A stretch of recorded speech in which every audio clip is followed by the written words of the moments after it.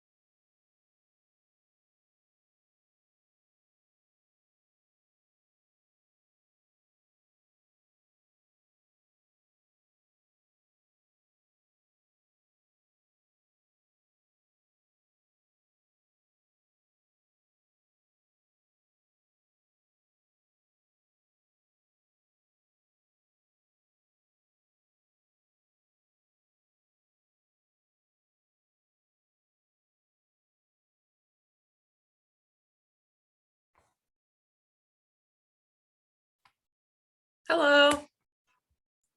Hey, how are you? I'm great. How are you doing? Thank you. So it's Lyra, right? Yes. Okay, great. Well, thanks so much, Lyra. It's good to have you tonight. And we've already got, looks like about 25 people signed on. So just so you know, they can hear us. And Fantastic. so you can share your presentation whenever you want, just to make sure that seems to be working okay. And I might need to give you permission. Let's see. Great. Oh, it looks like I should be able to hear. Let's see.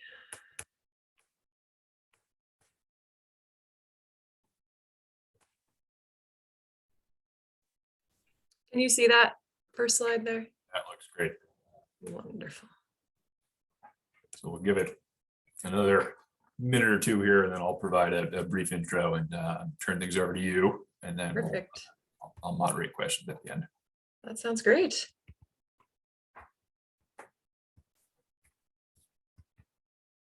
So a little break from the cold today, but it sounds like we're going right back to it.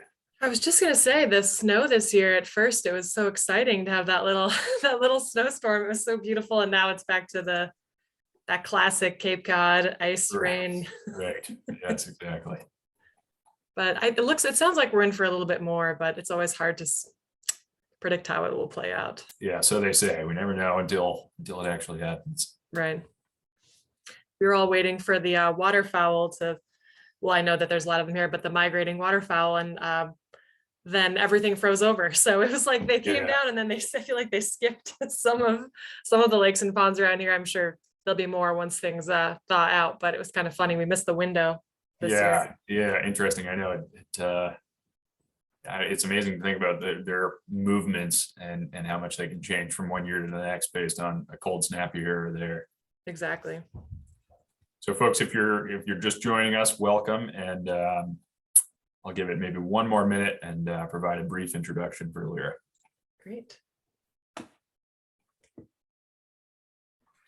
Steve, you did some monitoring of coastal waterbirds at one point or another. I did, yeah. So it's a program that's near and dear to my heart. I did that one summer, and I did it out of Wellfleet Bay Sanctuary. So. Such an incredible place.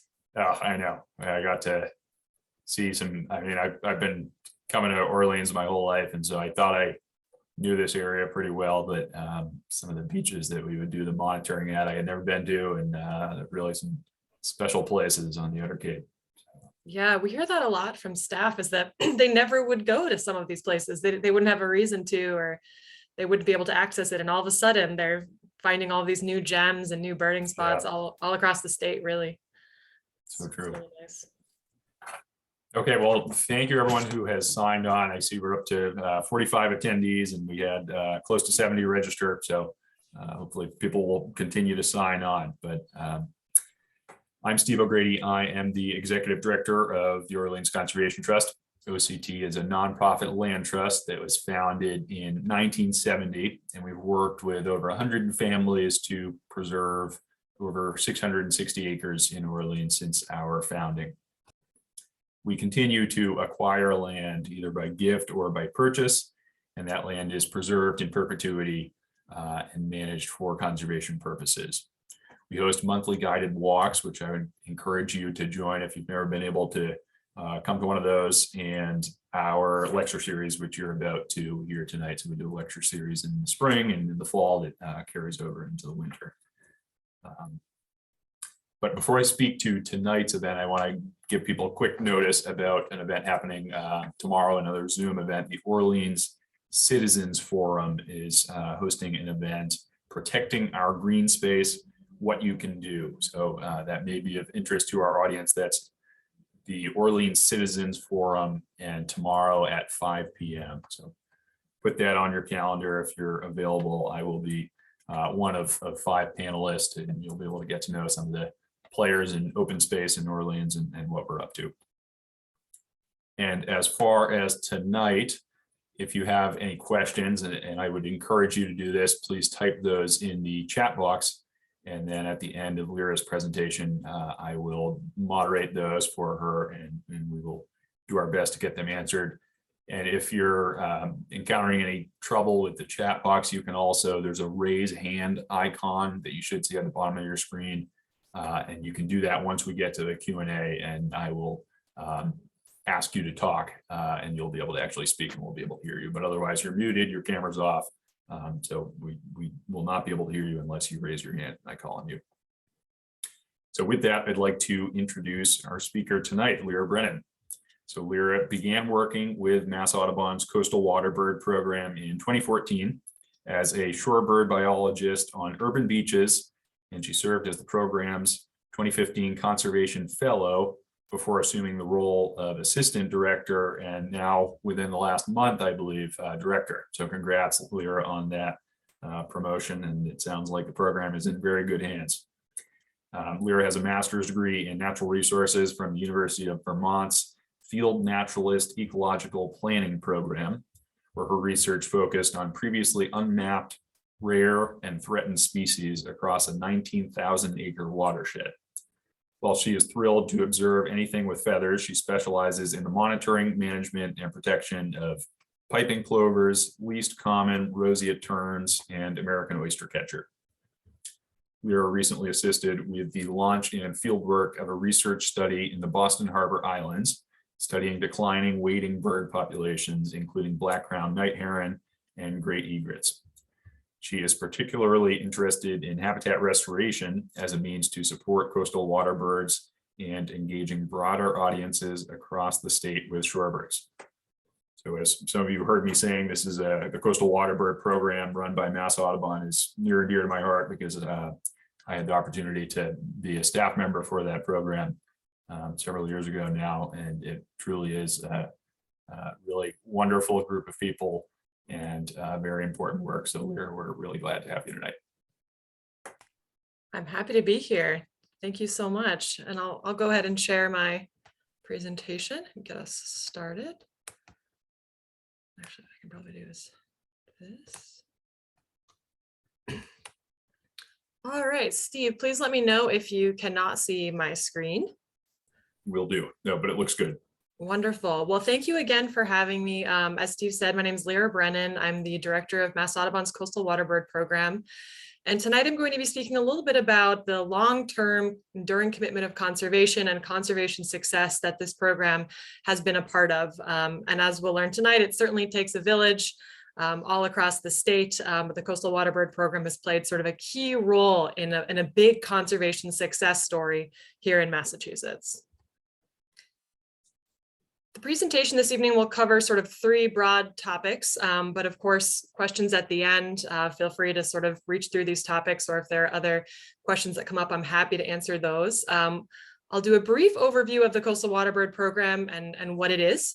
I'll talk about the protected species here in Massachusetts and some of the conservation success that we've seen. And I'll also touch a little bit upon climate change and how that's playing into our planning for future success. We're on a great trajectory now, but we still have a lot of work to do. So being mindful of that as we move forward with our conservation efforts.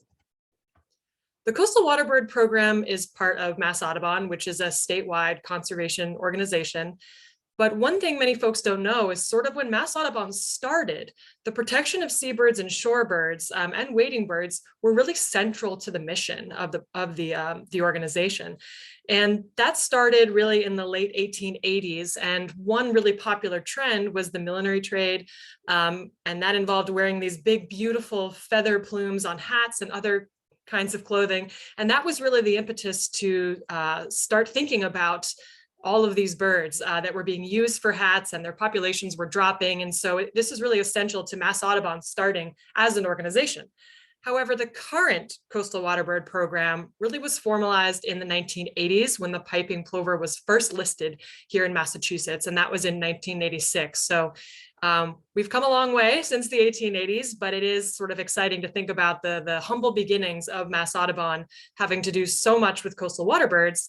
And if you look at the logo of Mass Audubon on the lower right-hand side of the screen, you may all know this, but that's an actual roseate tern. So the iconic Mass Audubon logo sort of paying homage to the federally endangered roseate tern. There are two main goals of the Coastal Waterbird program. One is to protect rare coastal birds and their habitats, but also to conserve Massachusetts coastal ecosystems through science-based management. So collecting a vast amount of data in order to do both of these things. And I'll talk a little bit more about the methods as I move forward through this presentation, but those are really the bedrock of our program. Here are some hopefully familiar faces. If not, maybe after this talk, you'll be excited to head out onto the beach this spring and see some of these species. Of course, on the left-hand side, we have the piping plover, both adults and chicks. The top center image is a roseate tern, and it might again look familiar when you're comparing it to the Mass Audubon logo. On the right-hand side, you'll see a least tern, which is the smallest of the tern species we have here in Massachusetts. And on the bottom, the striking American oystercatcher with that bright red beak. So these are all the usual suspects that we see on our coast here in Massachusetts, and they're all afforded certain protections. Mass Audubon's Coastal Waterbird program has sort of four main approaches, and there are lots of different tasks and methods that fall underneath these umbrellas, but just broadly, One thing we do is on the ground management. So that's really field work, data collection, erecting fencing, being out in the field and gathering data and doing wildlife management. The next piece is training and outreach. So whether that means training our own staff or providing outreach to local communities and partners, that's a big piece of our work. Public policy, how can the program advocate for better management of our listed species across the state? And lastly, conservation science. So beyond normal wildlife management, being involved in research and research initiatives to further understand the population abundance of these species in our state, but also other great questions, great science and research questions that folks have, trying to answer those questions to improve all of the above. So our management and our outreach, as well as our policy. This is a brief snapshot of the program this past year. All of these red little dots are sites that the Coastal Waterbird program is monitoring and protecting. So it's actually 186 beaches, and that's over 140 miles of coastline. So quite a big number, and we're lucky that we have a lot of staff and volunteers who come on to help us manage this load. We monitored and protected 275 pairs of piping plover, and that's a really key number because that's almost a third of the Massachusetts population. It's a really significant portion of the overall population in the state. We monitored about 40% of the least tern population, so an even higher proportion of least terns that we're taking care of. And lastly, we're monitoring about 30% of the Massachusetts population of American oystercatchers. So there's a nice big piece of the pie that we're responsible for and sort of applying our methods to here in the state. As you all may know, we'll talk a little bit more about why these, the listing of these birds and what their status is, but birds that nest directly on our beaches face just an extreme amount of challenges. In some ways, you could say they have the odds stacked against them, whether it's very crowded beaches with vehicles that might run over nests or really determined predators like American crow and raccoon. Domestic dogs also pose a really big threat to listing shorebird species, and I'll be happy to talk more about that a little bit later. Fireworks are also a really significant threat to the well-being and survival of these birds.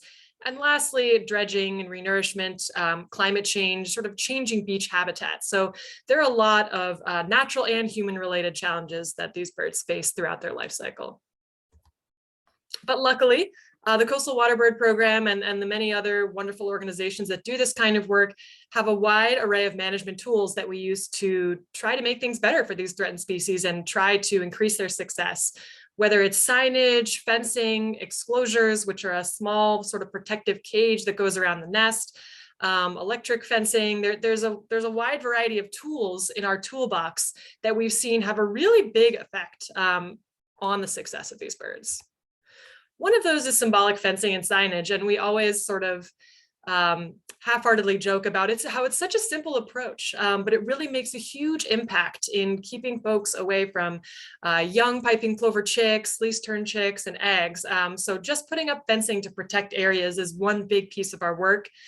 Protecting nesting early for early success is another piece of that, but also signage. So I included just a quick snapshot of some of our many signs and really trying to approach different sites with different challenges using different signage. So I wanted to share some of those with you because they've all been so effective. And another thing we've noticed is that using these methods like signage and fencing and protecting a large area, we often have sort of an umbrella effect. So we're protecting multiple species at once, in other words. And then I did want to just, of course, shout out to AmeriCorps Cape Cod, who play a huge role in our ability to get up these large amounts of fencing across the state. In terms of public policy, this is an example of a way that we've helped manage disturbance for nesting and breeding shorebirds is really thinking about the timing and location of beach closures, assisting with management strategies, including that signage, including that fencing, potentially helping manage and use strategic outreach to park patrons, and assist in ways that to sort of optimize monitoring and assess the use of sites. So however we can provide more information and support some of these big policy decisions, the Coastal Waterbird program is always there to support that.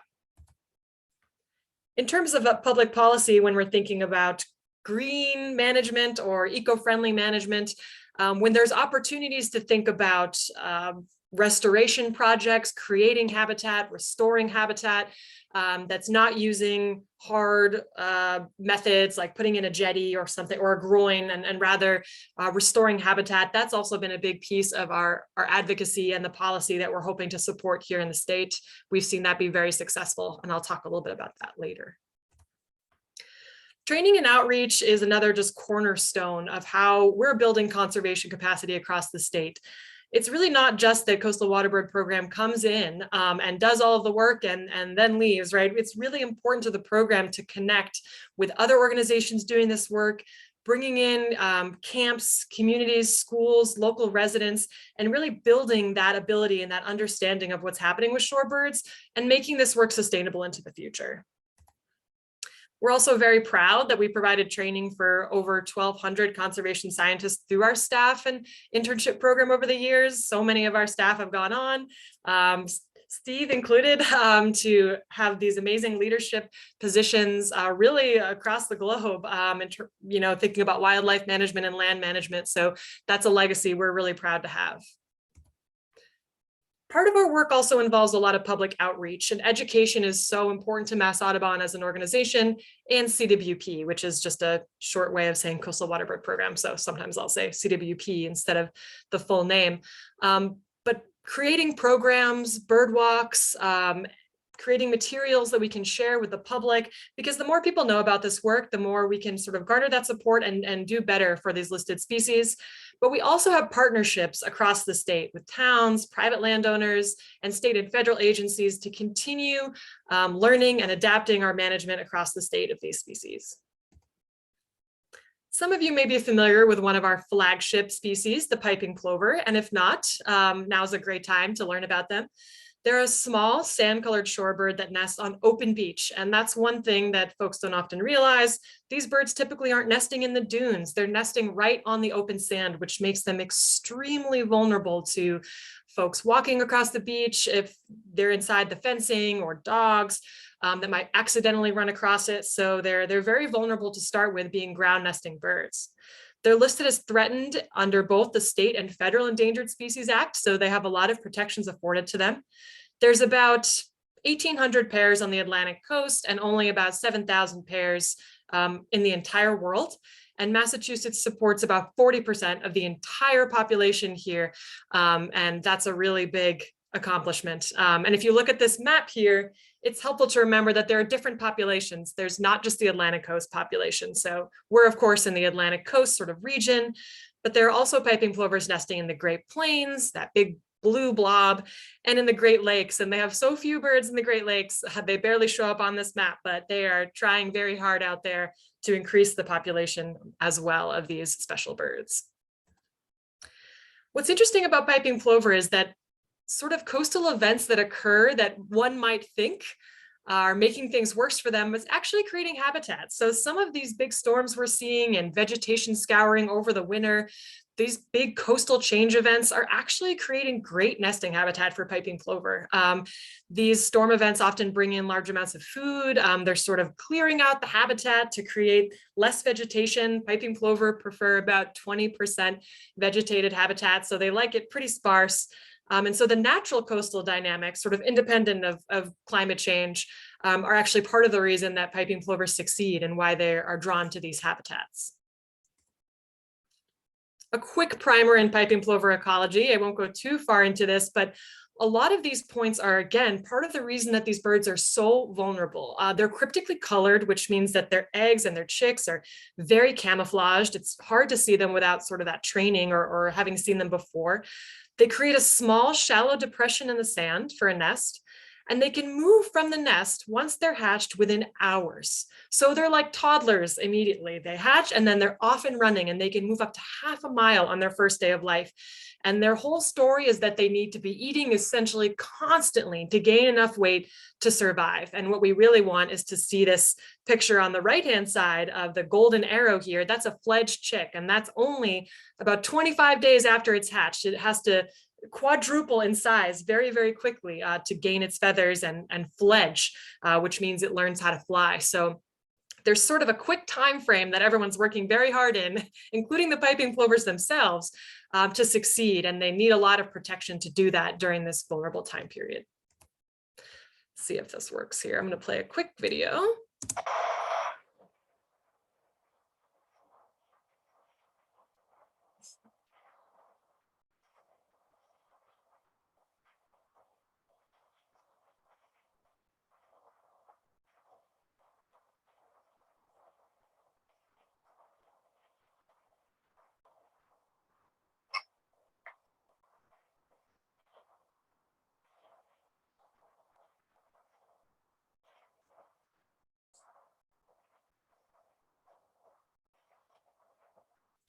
So that's just a fun little glance into the adult courting life of two piping plovers. And the reason I show this video, besides it being rather cute, of course, is that it's showing an adult piping plover scraping. And that's that bird creating those shallow depressions in the sand that are ultimately nests.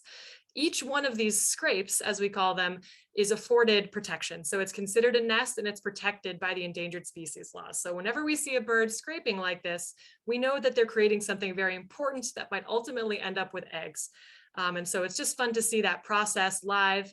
It's just waves crashing in the background. So if you can't hear anything, don't worry about that. And the courtship process is very important to the entire breeding season, and scraping is such a big part of that. I get this off my screen here.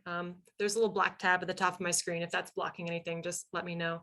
I wanted to share a story about Brula. This is a bird that nested here for many years up in Massachusetts. And the reason we know this is because this is a bird that's banded. You can see it has little bracelets on its legs. It has some orange, blue tag, white tag. So we're using these tags to identify birds.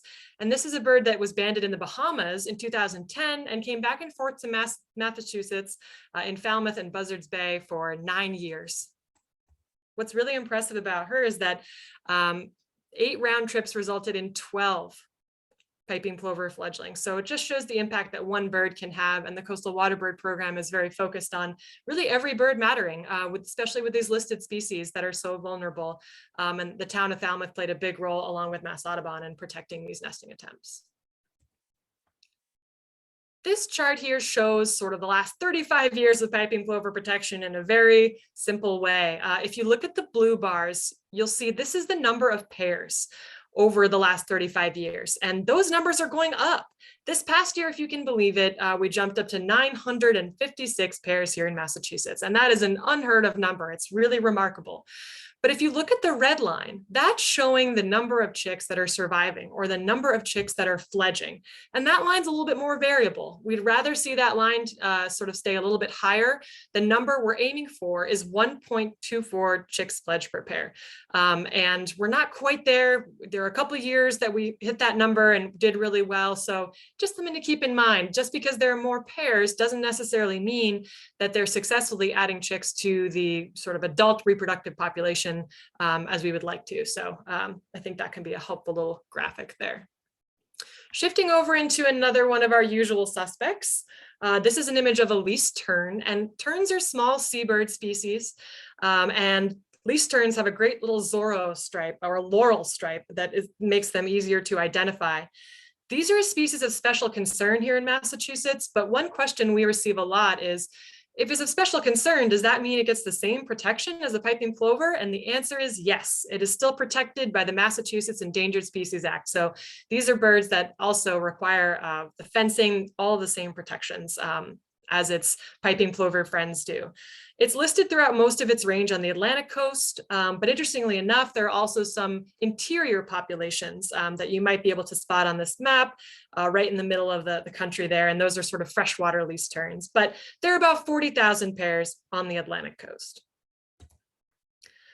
A brief snapshot again of some least tern ecology. This is a colonial species, so they're different than piping plover in that they nest in large groups, and these groups can be from 10 birds or a handful of birds to hundreds of pairs. And they also nest again on these sandy open beaches that have been created by coastal and tidal dynamics.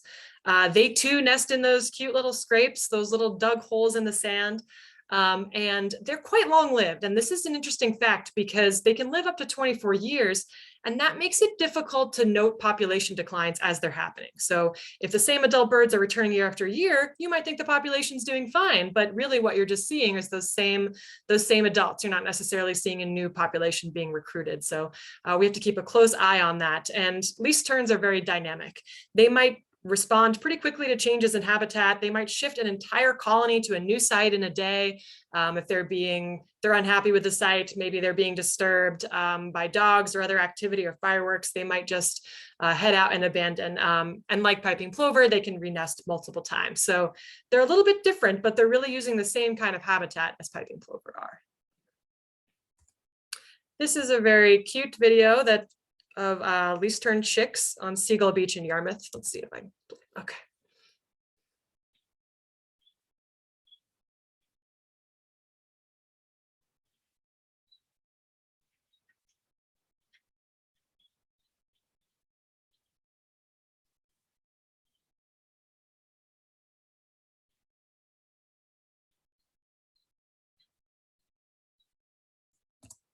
This is a great video because it shows brooding, and brooding is an act that many shorebirds and other avian species as well do, which is to essentially sit over all of their chicks to keep them warm and protected from predators under their feathers. And they have a little brood patch that's sort of keeps the young warm. So watching this least tern sort of sit on the young, don't worry, all of the adult shorebirds that we monitor do this, and you'll often see chicks trying to sort of snuggle up with the adults. This video also shows just how camouflaged these birds are. This was taken by a monitor from far outside the fencing, so not creating any disturbance.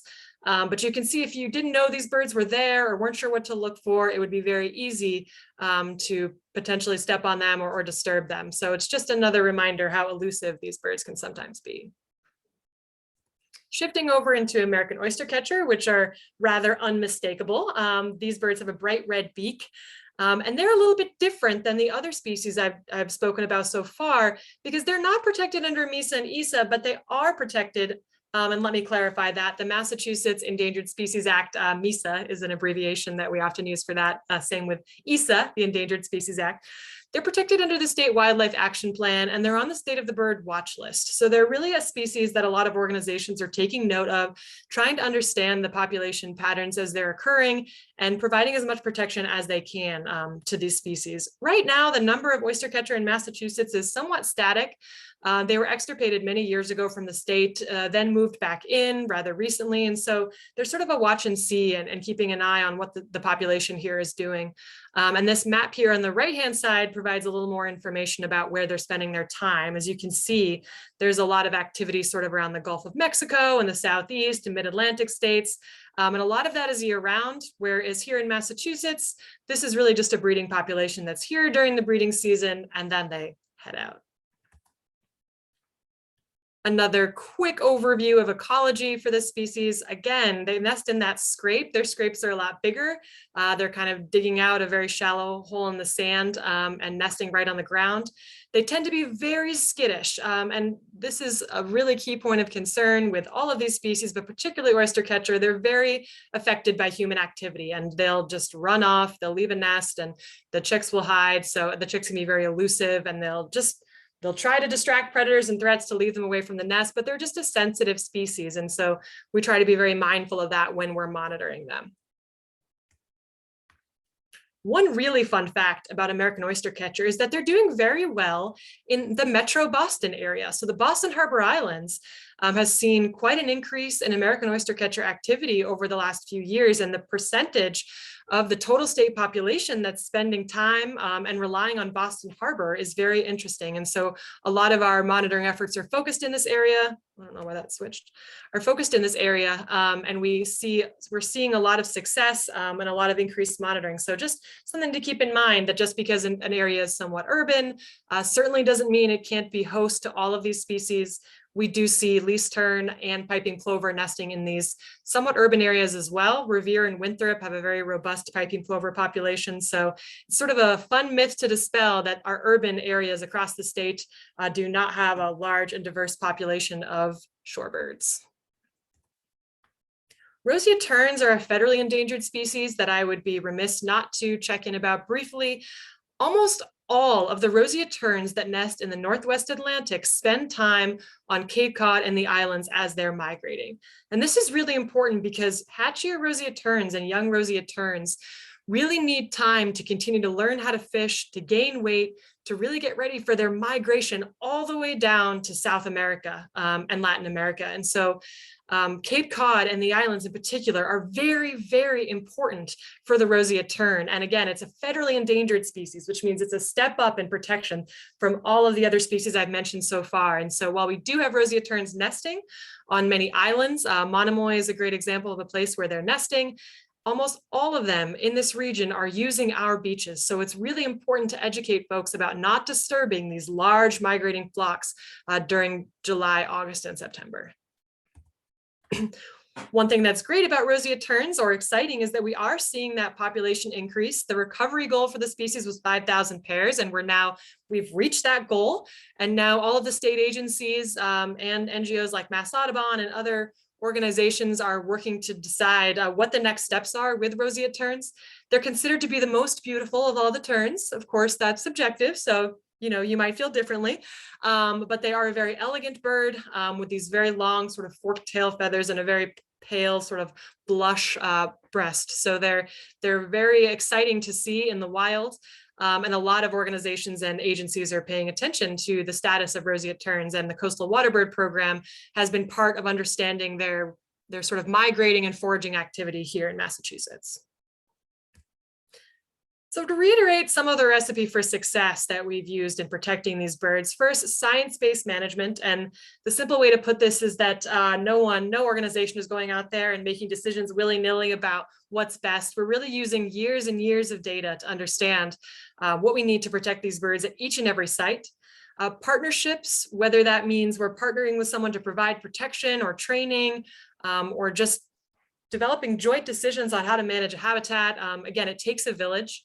Training next generation conservationists. So the more folks that come through our program and learn about the work that we do with these birds, the more ready they'll be to address all of the other conservation challenges we have in the world today. But hopefully they end up working with birds in some regard and really bringing that skill set and that understanding of birds here in Massachusetts. Outreach and advocacy and local communities are sort of all involved, or I see them as all under one umbrella, because this isn't sustainable if it's an outside organization only coming in to do the work and then leaving. Again, it's really important for everything to be integrated and there to be sustainable solutions. So towns, private landowners, other organizations really taking stewardship of these birds and understanding all of the risks that they face. And that's a big part of our mission. And we've seen just an enormous amount of success and progress on that front from when the species were first listed. Some of you might remember that the response was pretty dramatic way back when the piping plover was first listed. And we've just seen a really incredible shift over many years. These are a few of our monitoring and protection strategies I just wanted to point out in case folks are curious. The data we're collecting is pretty extensive. I think out of most organizations, Mass Audubon might be collecting the most on all of our listed shorebird species, because we want really solid information on all of the eggs. Every single egg, we really want to know the fate of that egg for piping plover. For least tern, we're looking broader at colony success, but are these eggs hatching and what are the losses? Are there predators that are impacting this site, and what are those predators?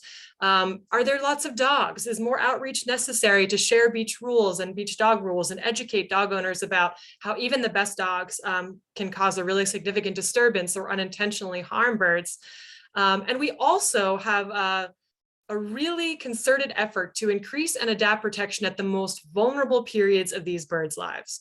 So whether there are chicks that are hatching, young chicks running around, or really busy days like the 4th of July, these are focal points for CWP in our approach to how to maximize the protection within reason. We can't sleep out there all night on the beach, although sometimes I certainly wish I could, to keep an eye on them at all hours. Like I said, there's precious little toddlers running around the beach in some regards. But how do we make that sustainable, and really educating beachgoers and communities on what the right decisions are to make when it comes to our local beaches? This is just an example of the kind of data we might be collecting on any given season. This is, I believe, 2017. And you can see the data is really informing trends over time. So right away, we know what the biggest factor of loss was this past year. You know, it was overwash and flooding, 38%. And again, this is 2017, not 2021. How many eggs were abandoned? How many eggs were predated and by what predator? How many eggs weren't viable and didn't hatch? This is the level of detail that we're trying to collect, both for broader data analysis, but also immediate problem solving at these sites. If we know that something in particular is happening, maybe we can address it. Maybe we can take management actions, outreach actions, and other on-the-ground wildlife management actions to protect these species further. Now, of course, it's inevitable that we reach climate change when we're thinking about these beach nesting birds.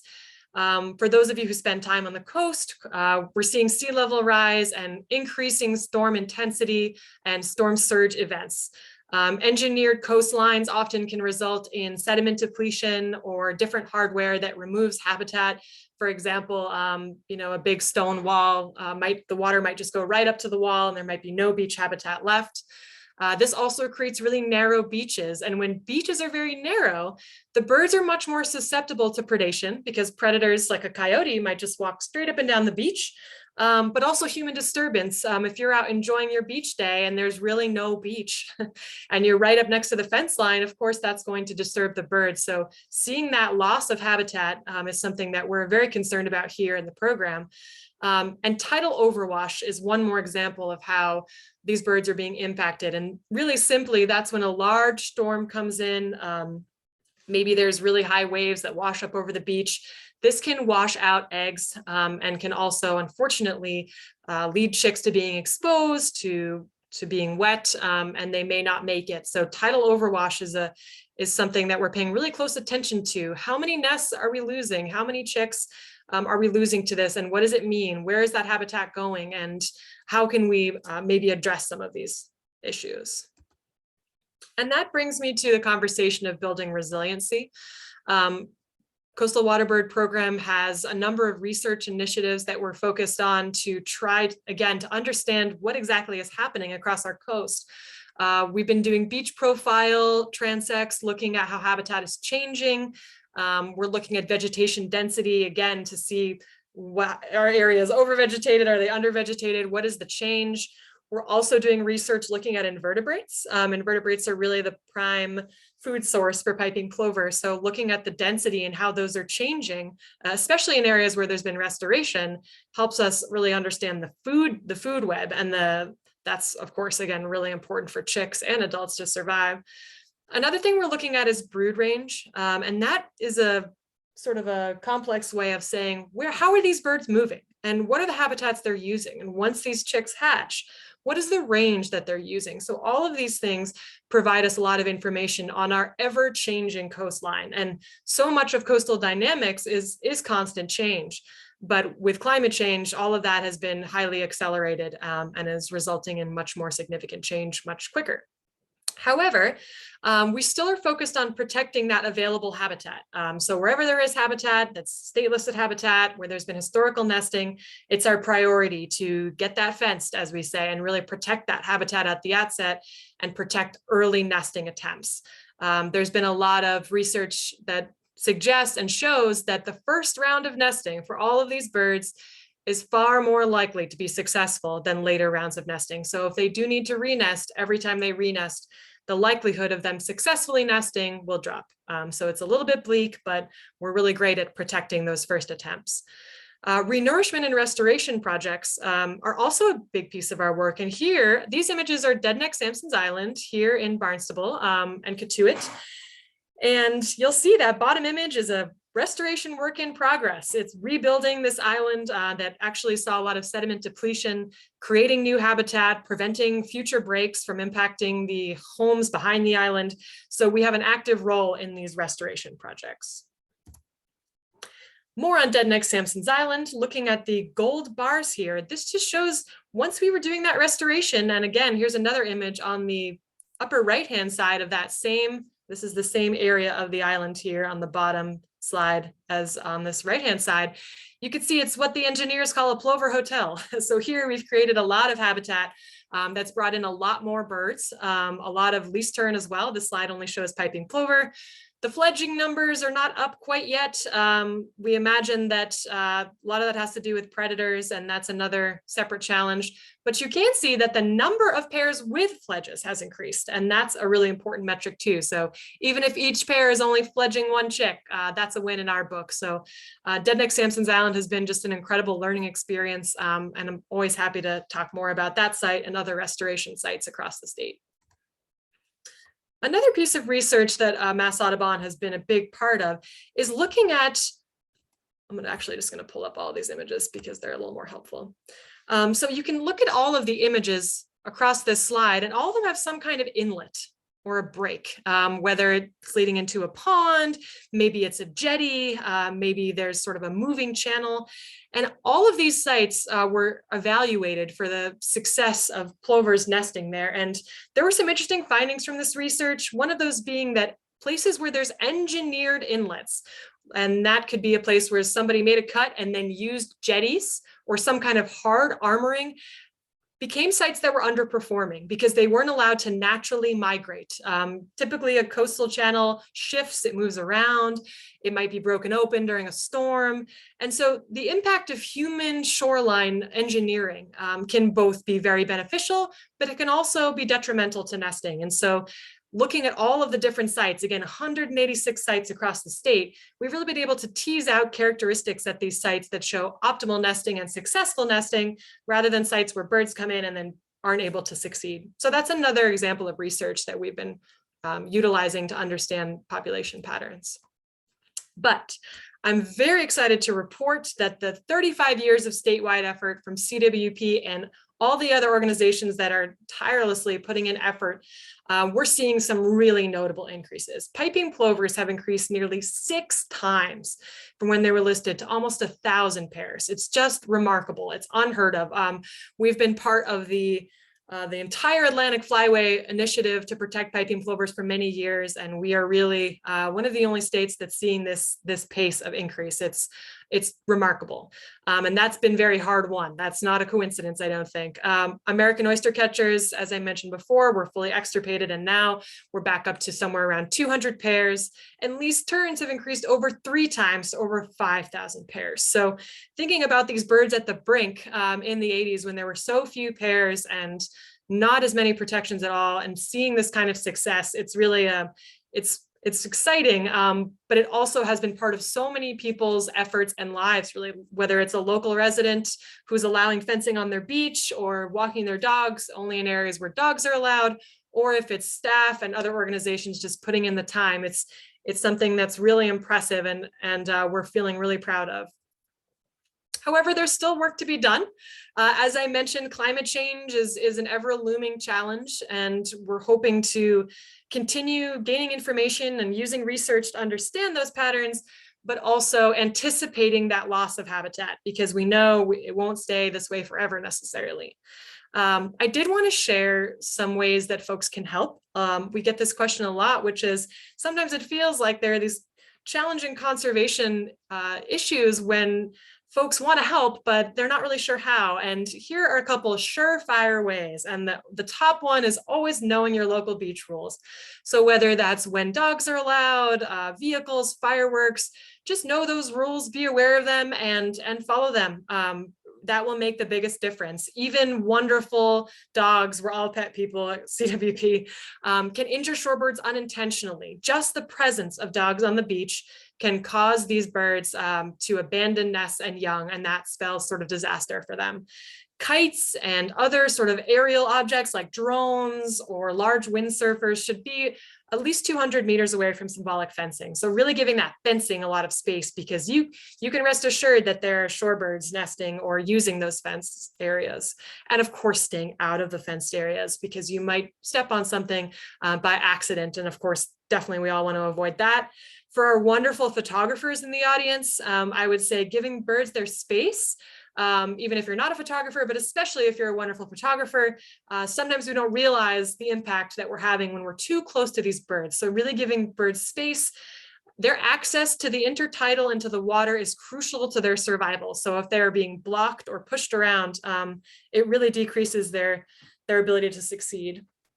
And don't worry, I have a few more, just because we're always really excited to share this information. Removing your trash off the beach is a really simple way to avoid attracting predators that might impact these birds. Sharing what you know about your friends and, about shorebirds with your friends and family and why they're vulnerable. Don't be afraid to report unpermitted activity if someone's having a big fireworks show on your beach and you're pretty sure that's not allowed. That's why we have so many local partners across the state who are there to help provide education and guidance. We discourage taking photographs of nests and chicks because predators like crows are really smart and they can key in on where you're pointing your camera. Crows can even recognize human faces, so they're way smarter than we give them credit for. So we're always trying to trick those wily crows. And the last thing I would say is when you see Mass Audubon folks or other folks out on the beach monitoring birds, come up and talk to us, ask questions. We can point out the birds, we can share all of the fun details of that beach. It's really what we're here for. And we want everyone to be involved in this really incredible success story here in Massachusetts. And lastly, I would say that Mass Audubon has a huge amount of programs and newsletters that are trying to connect folks to nature like this every day across the state. And I hope that folks take advantage of that because there's a lot of really great work going on, shorebirds and beyond. And I know I've learned a lot outside the CWP world through Mass Audubon. And the last thing I wanted to say is it cannot be overstated the impact that local communities and beachgoers have on the success of these birds. This is a story from years ago that we tend to share a lot because it just was staggering. This empty area here in the beach is a fenced area. So there was a piping plover pair and chicks using this area. They were resting and then they were running down to the water to feed because they needed to get to the water. And lo and behold, these wonderful community members were actually sticking around and chatting with folks and leading the chicks down to the water, giving them plenty of space and just keying people into what was happening on the beach. And it made such a big impact for the birds. And they're not employees, they're not official volunteers, they were just folks who really cared about the birds. And I think that that's really exciting for us to see because it means that, again, the village of coastal Massachusetts and how we can all work together to protect this habitat that's really, it's at risk now with all the storms we're seeing and the changes along our coastline. And we want to be able to share it with the birds. And we really believe that there's enough space out there for all of us.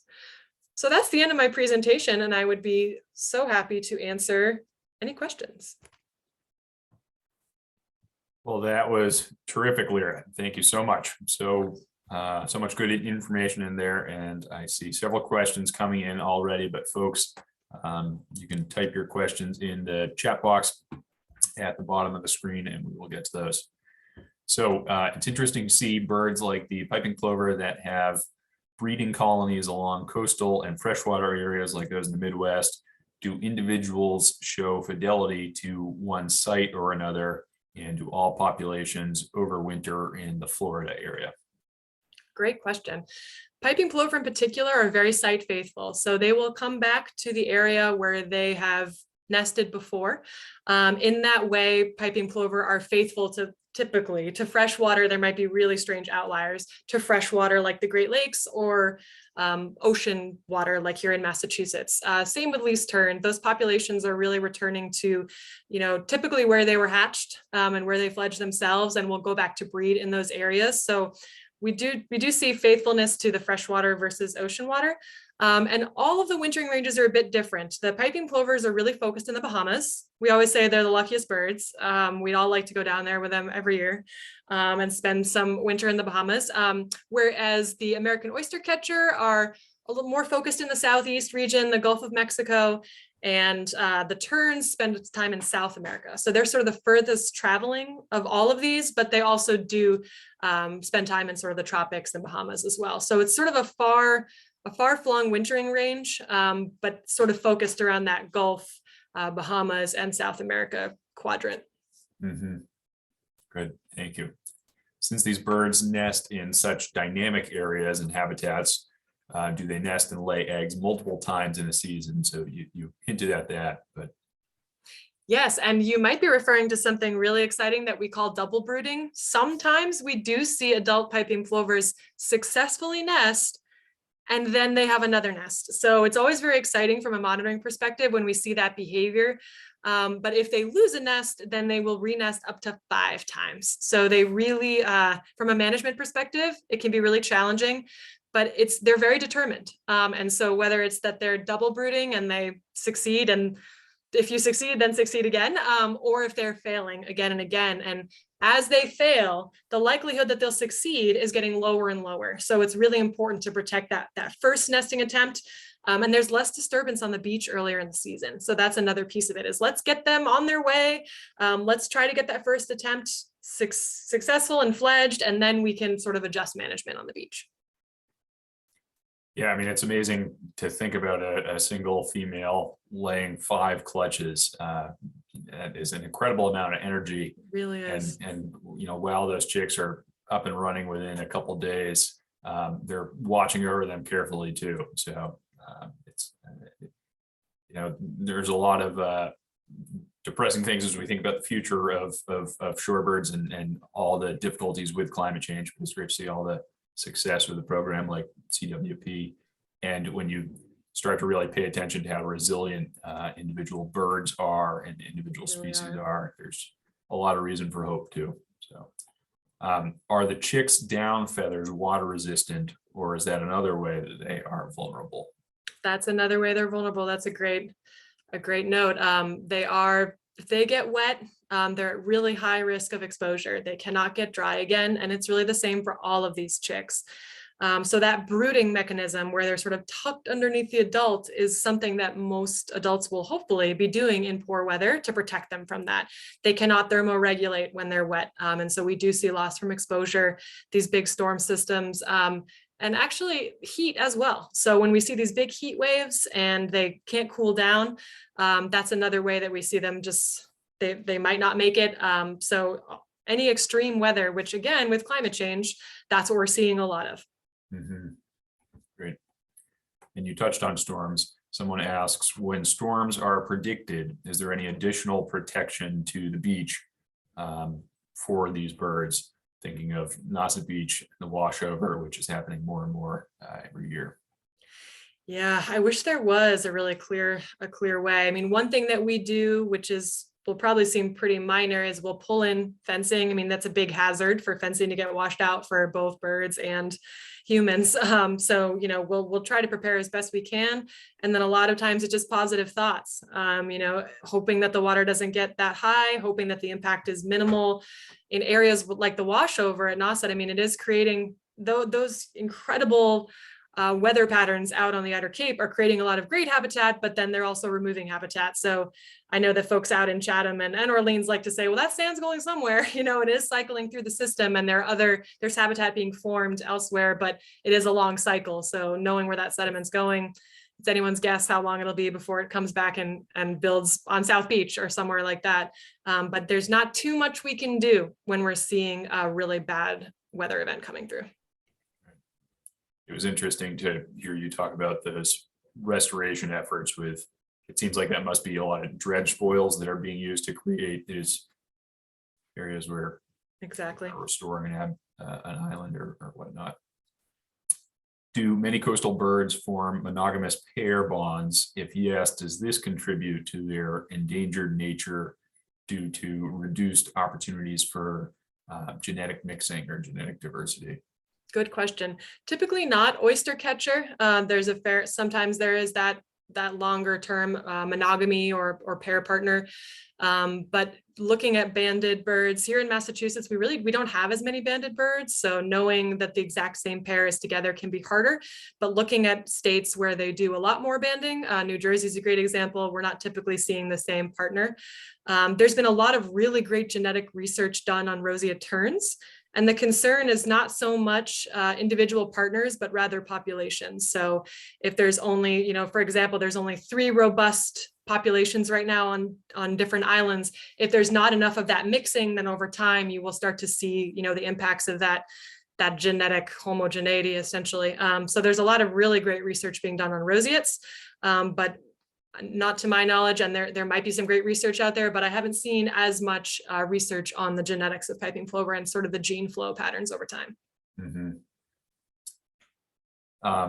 So I know that the Coastal Waterbird program is not monitoring Nauset Beach directly, so I don't know whether you'll be able to answer this one, but someone is wondering whether the Nauset Beach habitat management plan has been positive and successful, and whether there are any suggestions to improve that management plan.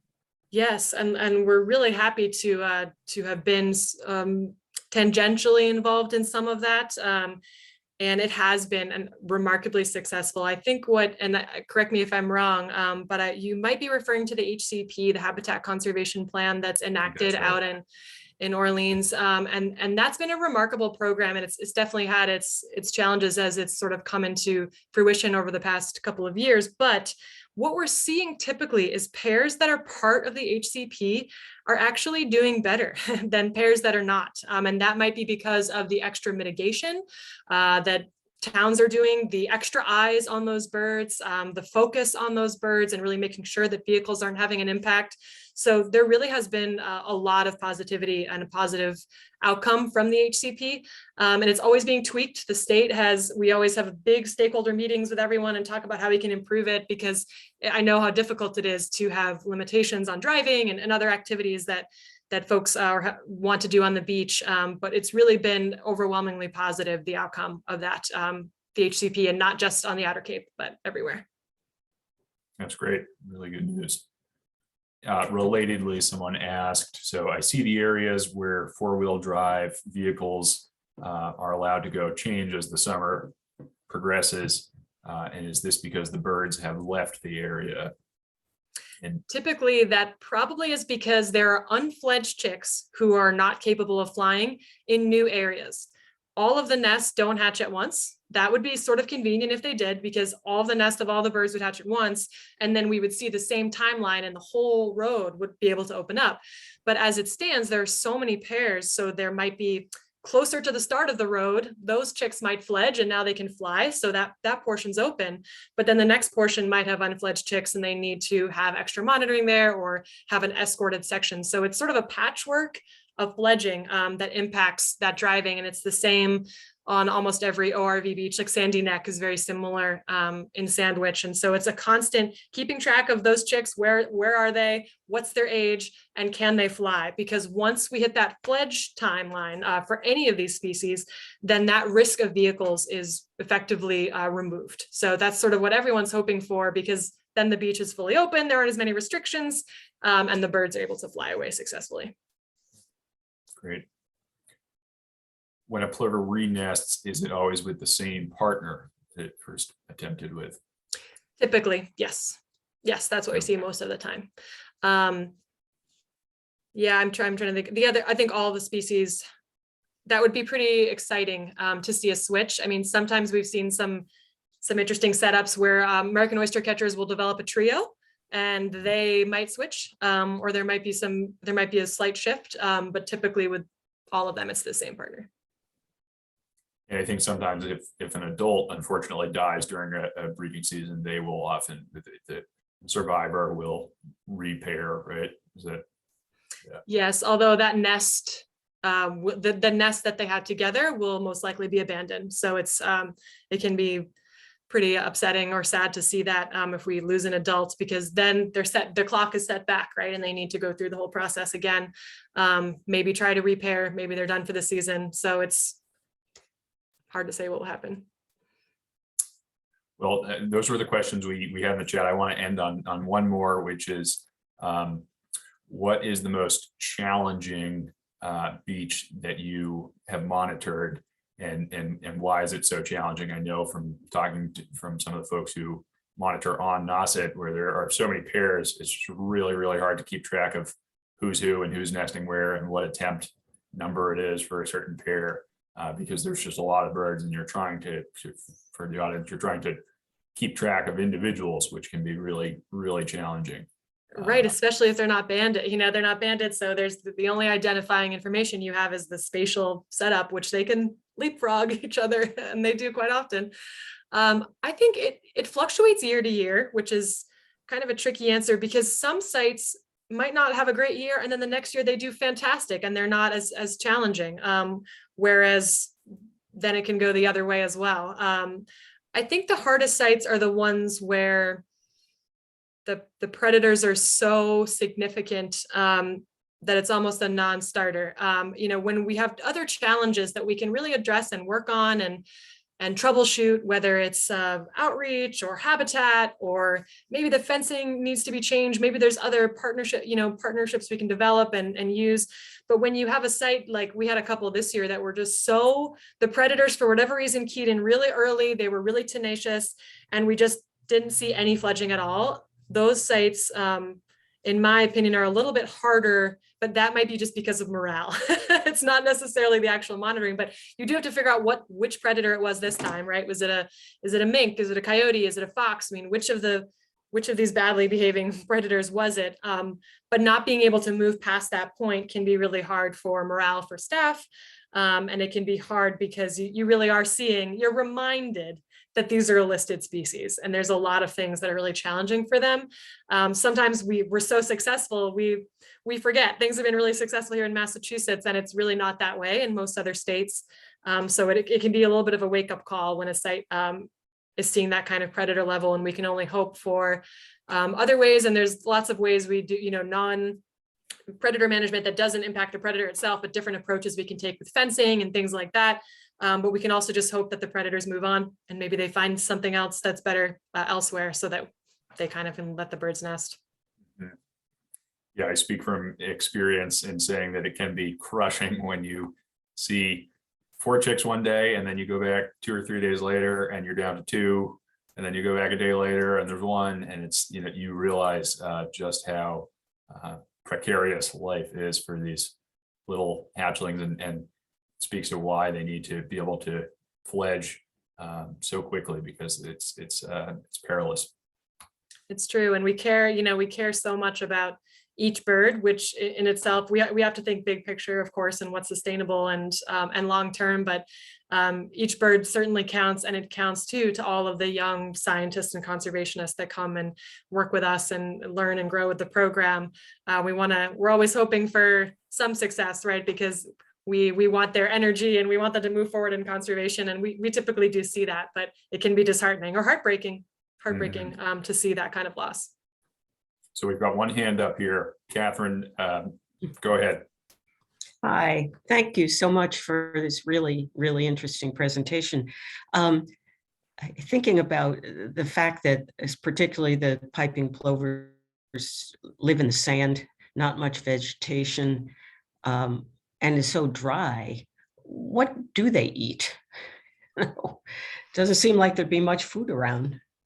Great question. They really are relying on invertebrates, and that can sometimes mean larvae. So when they're in that really dry sand, one thing you'll see quite often is piping plover chicks and adults kind of like chasing flies or really small sand flies and things in seaweed. So really young insects, essentially invertebrates.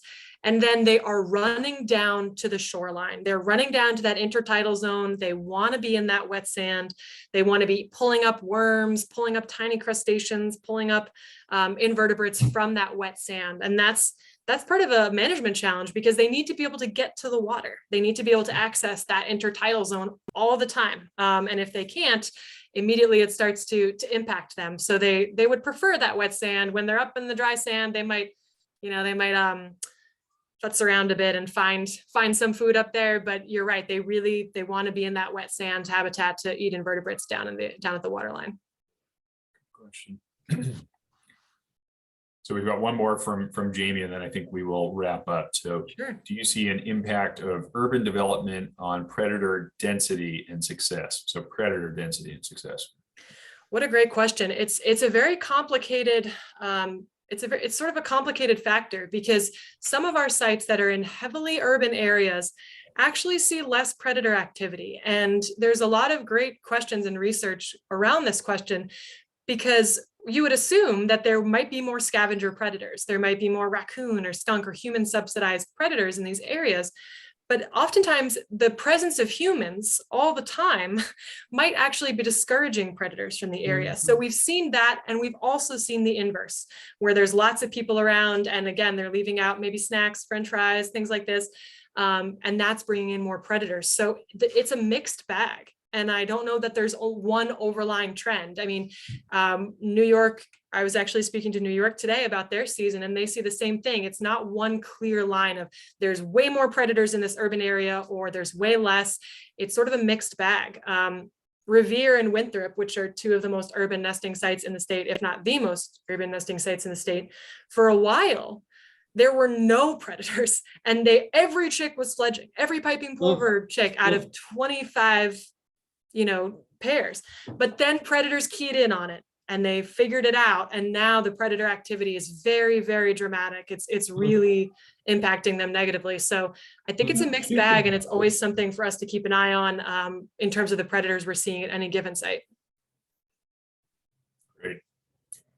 Well, Lyra, thank you so much. This has been really, really informative, and we've got Catherine with her hand up again, hopefully intentionally. Okay, maybe not. I always leave up the legacy hand. I always do that myself. So well, it's been such a pleasure. Thank you so much for having me. I'm always so happy to talk about the work we're doing. And I hope that everyone has a chance to get out on the beach this season and enjoy it, whether there are shorebirds around or not. But keep your eyes open for our feathered friends here at Cape Cod. Is such an amazing place to see them. Yes, it is. We'll have to have you back before too long with an update on the numbers. That's a really encouraging story that you've been able to tell. Well, I'm so glad. Takes a village, but we're definitely getting there. Well, thank you everyone for joining us. Have a good night. Have a great night. Bye-bye.